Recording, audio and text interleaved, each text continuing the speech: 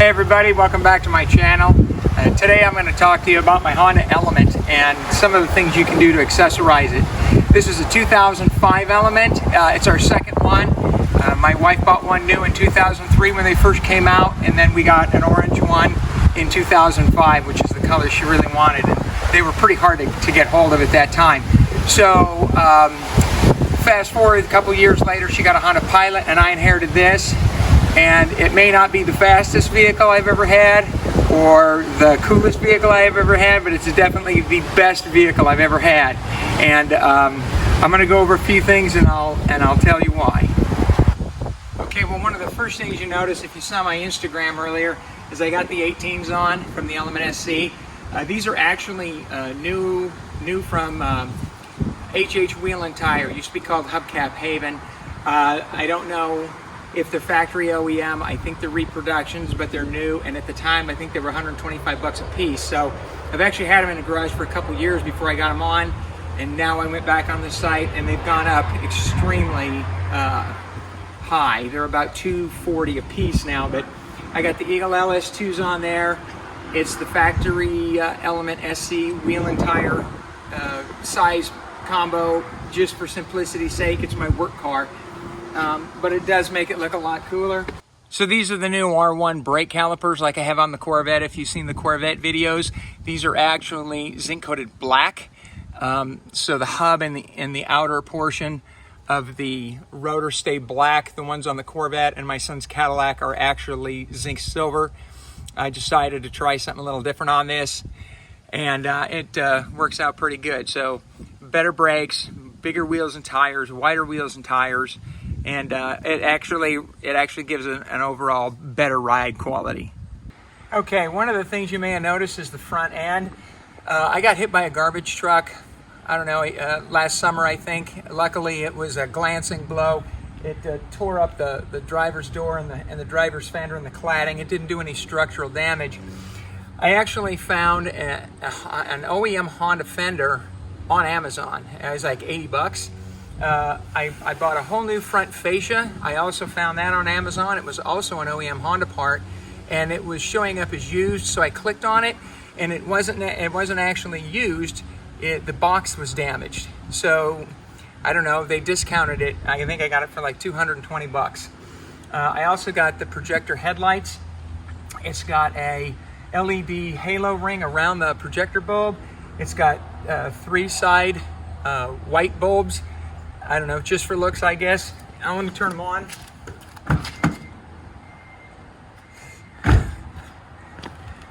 So they're pretty cool. Now, it didn't come with bulbs. These are the factory bulbs. Well, they're the brighter version of the bulb, but it is a projector lens. You can put an LED bulb in there.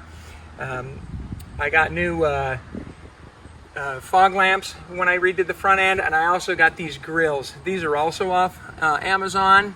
They were not cheap, but they are high quality. They're powder coated steel. They went on really, really well. Pretty good product. I'm really happy with it. It's a good fit. I got the Type R emblem down there just to keep people guessing. I was going to do a Jackson Racing Supercharger project, which is put on hold, but it's funny how many people see that and they tell me about how they used to have one or how they didn't know that Honda made one, or it's just kind of amusing. It's funny. So I did go with the Honda front bug guard as well as the window guards, and I think it gives it a little bit more overall racy appearance, which is really what I was going for. Okay, so one of the things I did inside is I upgraded with the armrest. This is the factory accessory Honda armrest, ID card. I usually keep my spare key in there for the winter time. I can lock my car and leave it running with the heat on.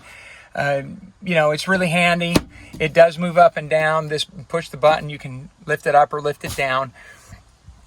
I did go with the Kenwood head unit after the LCD screen on my factory unit quit working. As the car sits outside, it's my work vehicle, sits outside all winter, and it is Bluetooth. And if you saw the Jeep video on my channel, my son had an Apple Navigation CarPlay radio in his Jeep, and we put one in my wife's Honda, and I'll probably upgrade that too.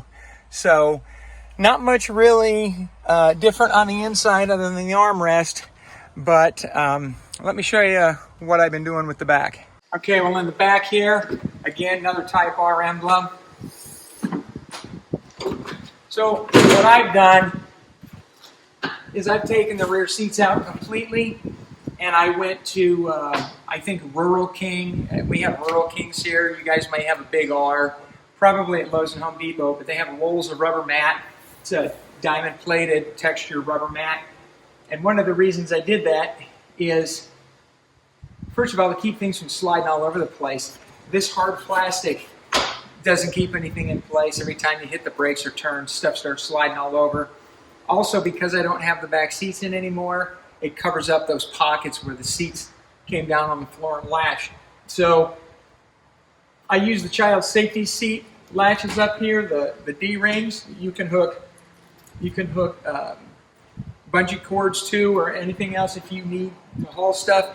I've actually hauled 16-foot 2x10 lumber in this car, several of them.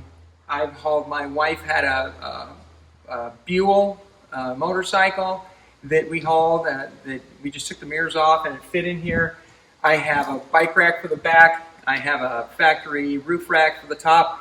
I do haul lumber, pipes, 2x4s, and everything else that I need to haul. I mean, it's just a great vehicle, and I just wanted to share some of the things that I've done. So, any future plans is just to keep it running, and I don't know, maybe Jackson Supercharger sometime. So, I hope you guys enjoyed that. I promised I'd get it out, and if you have any questions, let me know, and I'll answer them as soon as I can. Thanks for watching, and don't forget to subscribe.